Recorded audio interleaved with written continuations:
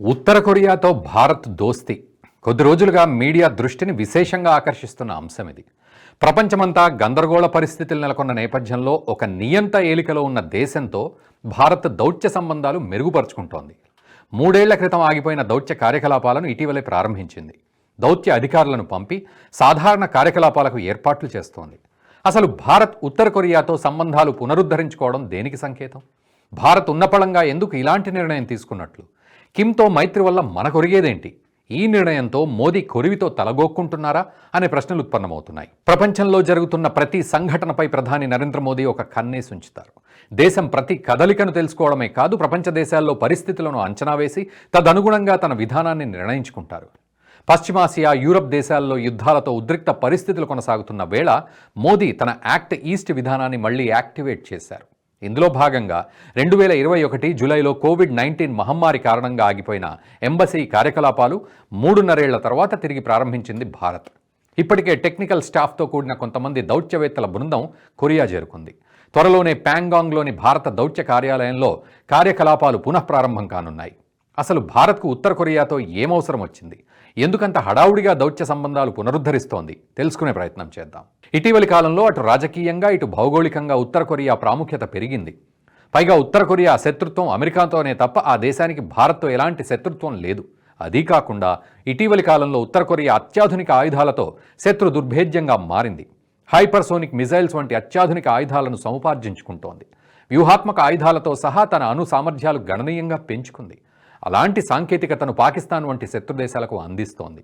అత్యాధునిక సాంకేతిక ఆయుధాలు కలిగిన ఒక దేశం మన శత్రుదేశంతో దోస్తీ చేస్తున్నప్పుడు అడ్డుకోకపోతే అది పెను ప్రమాదంగా మారే అవకాశం ఉంది భవిష్యత్తులో. సో పాకిస్తాన్ సహా మన శత్రు దేశాలకు కొరియా ఆయుధాలు అందకుండా చూసుకోవాల్సిన బాధ్యత భారత్పై ఉంది.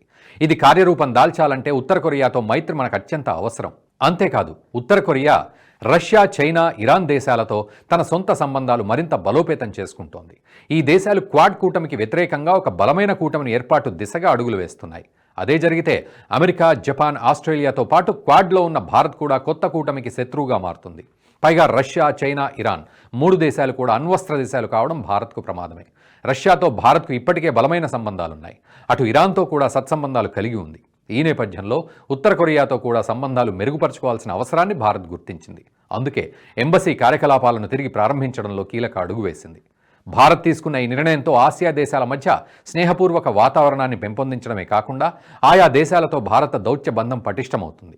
చైనాతో ఉద్రిక్తతలు ఉన్నప్పటికీ ఆసియా ఖండంలో శాంతి, స్థిరత్వం కోసం ఆ దేశంతో కలిసి పనిచేయాల్సిన అవసరాన్ని గుర్తించింది. దౌత్యపరంగా ఉత్తర కొరియాతో కలిగే మరికొన్ని లాభాలు కూడా చూద్దాం. మన మిత్రదేశం రష్యాతో కూడా ఉత్తర కొరియాకు సత్సంబంధాలున్నాయి. ఉక్రెయిన్తో యుద్ధం విషయంలో రష్యాకు చేతనైనంత సాయం అందిస్తోంది ఉత్తర కొరియా. ఓవైపు వాణిజ్య సంబంధాలను మెరుగుపరుచుకుంటూనే ఇంకోవైపు సైనిక సహాయం అందిస్తోంది. ఈ పరిణామాలు కూడా ఉత్తర కొరియాతో భారత్ను దగ్గర చేస్తున్నాయి. పైగా ఆసియాలో భారత్ అత్యంత వేగంగా ఎదుగుతున్న నేపథ్యంలో కీలక దేశాలతో స్నేహపూర్వక సంబంధాలు అత్యంత అవసరం. అన్నిటికంటే ముఖ్యంగా చైనాతో ఉన్న వైరం పరిష్కరించబడాలంటే ఆసియా దేశాల సహకారం కావాలి. సో చైనాతో సత్సంబంధాలు నెరుపుతున్న ఉత్తర కొరియాను దూరం పెట్టలేం. అయితే ఉత్తర కొరియాతో సంబంధాల నేపథ్యంలో భారత్కు పలు సవాళ్లున్నాయి. వాటిలో ముఖ్యంగా చెప్పుకోవాల్సింది అమెరికా. మరికొద్ది రోజుల్లో అధ్యక్ష బాధ్యతలు చేపట్టబోతున్న ట్రంప్ భారత్తో బలమైన మైత్రిబంధం కోరుకుంటున్నారు. ఈ సమయంలో తమకు బద్ధ శత్రువైన ఉత్తర కొరియాతో భారత్ మైత్రిపై ఎలా స్పందిస్తారనేది ఆసక్తికరం. మరోవైపు ఉత్తర కొరియా ప్రత్యర్థి దక్షిణ కొరియా కూడా భారత్తో బలమైన మైత్రి కోరుకుంటోంది.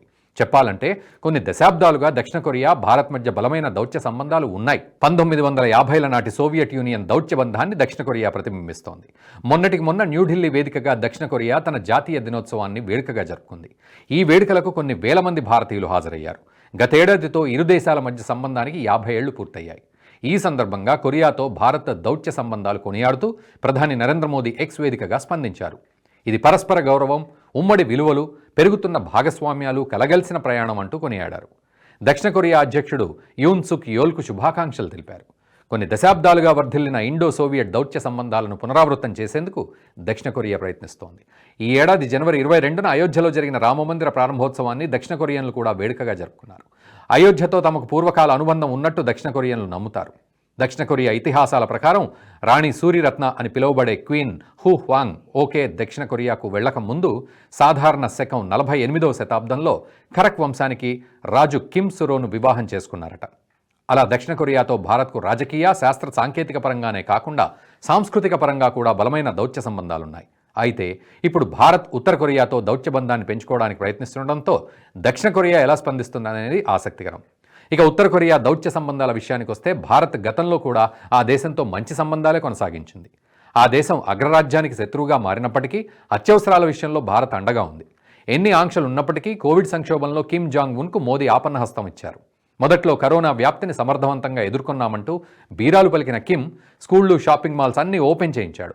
ప్రపంచ దేశాలే ముక్కున వేలేసుకునేలా వ్యవహరించాడు. కానీ సరిగ్గా 20 రోజులు తిరిగే లోపే అక్కడ సీన్ రివర్స్ అయింది. ఇక రియాలిటీని ఒప్పుకోక తప్పని కిమ్ తమ దేశం కరోనా కేసులు పెరుగుతున్నాయని ప్రకటిస్తూ మళ్లీ ఎమర్జెన్సీకి మళ్లాడు. కరోనాకు తోడు టీబీ కేసులు కూడా విపరీతంగా పెరిగాయి. ఈ పరిస్థితుల్లో ఉత్తర కొరియాకు ఏ దేశం కూడా సాయం అందించేందుకు ముందుకు రాలేదు. చివరికి మిత్రదేశం చైనా కూడా. అయితే మానవతా దృక్పథంతో ఉత్తర కొరియాకు భారత్ సాయం చేసింది. క్షయవ్యాధి బాధిత దేశాల జాబితాలో ఉత్తర కొరియా ముందు వరుసలో ఉంది. ప్రపంచ ఆరోగ్య సంస్థ లెక్కల ప్రకారం అక్కడ ఏటా 1,50,000కు పైగా కొత్త టీబీ కేసులు వస్తాయి. ఏటా 20,000 మంది టీబీ మూలంగా ప్రాణాలు కోల్పోతుంటారు. కరోనా లాక్డౌన్ తర్వాత చైనా ఆధ్వర్యంలో నడుస్తున్న సప్లై చైన్ దాదాపుగా తెగిపోయింది. దీంతో ఉత్తర కొరియాకు మందులు అందించే విషయంలో WHO భారత్ను అభ్యర్థించింది. దీనిపై సానుకూలంగా స్పందించిన మోదీ సర్కార్ అప్పట్లో ప్యోంగ్యాంగ్లోని భారత ఎంబసీ ద్వారా $1 మిలియన్ విలువైన టీబీ మందులు అందజేసింది. కరోనా విపత్తు కాలంలో సాయం అందించిన భారత్ సాయం పట్ల కిమ్ సర్కార్ కృతజ్ఞత ప్రకటించింది.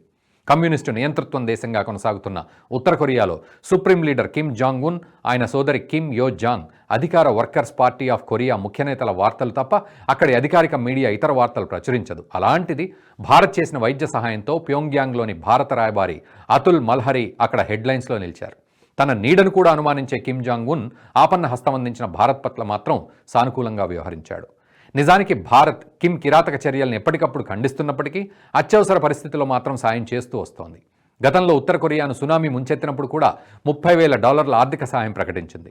పశ్చిమ దేశాలకు పరమశత్రువుగా ఉన్న ఉత్తర కొరియాతో చైనా, రష్యాల తరువాత భారత్ మాత్రమే దౌత్య సంబంధాలు కొనసాగిస్తోంది. చైనాతో సరిహద్దుల్లో విభేదాలు కొనసాగుతున్న నేపథ్యంలో ఆ దేశానికి ఆప్తురైలా ఉన్న ఉత్తర కొరియాకు భారత్ భారీ ఎత్తున వైద్య సహాయం అందించడం మన విదేశాంగ విధానంలో వైవిధ్యానికి నిదర్శనం. కిమ్తో దౌత్యం వద్దంటూ అమెరికా ఎంత ఒత్తిడి చేసినా భారత్ తన స్వీయ ప్రయోజనాలకు పెద్దపీట వేస్తుంది. ముఖ్యంగా మోదీ అధికారంలోకి వచ్చిన తర్వాత అగ్రరాజ్య తాటాకు చప్పుళ్లకు బెదరకుండా సాగుతోంది. గతంలో రష్యా నుంచి ముడి చమురు కొనుగోలు విషయంలోనూ భారత్ అమెరికా ఒత్తిడిని ఖాతరు చేయలేదు. యూపీఏ కంటే ఎన్డీఏ పాలనలోనే ఉత్తర కొరియాతో దౌత్య సంబంధాలు మెరుగుపడ్డాయి. 1998 వాజ్పేయి హయాంలో తొలిసారి ఉత్తర కొరియాలోని భారత రాయబార కార్యాలయానికి IFS స్థాయి అధికారిని నియమించారు. 2018లో కేంద్ర మంత్రి VK సింగ్ ఉత్తర కొరియాలో అధికారికంగా పర్యటించారు. ఇప్పుడు మూతపడిన దౌత్య కార్యాలయాన్ని తెరిపించి మళ్లీ కిమ్కు స్నేహహస్తం అందిస్తున్నారు మోదీ. మరి ఇరు దేశాల సంబంధాలపై ప్రపంచ దేశాలు ఎలా స్పందిస్తాయో చూద్దాం.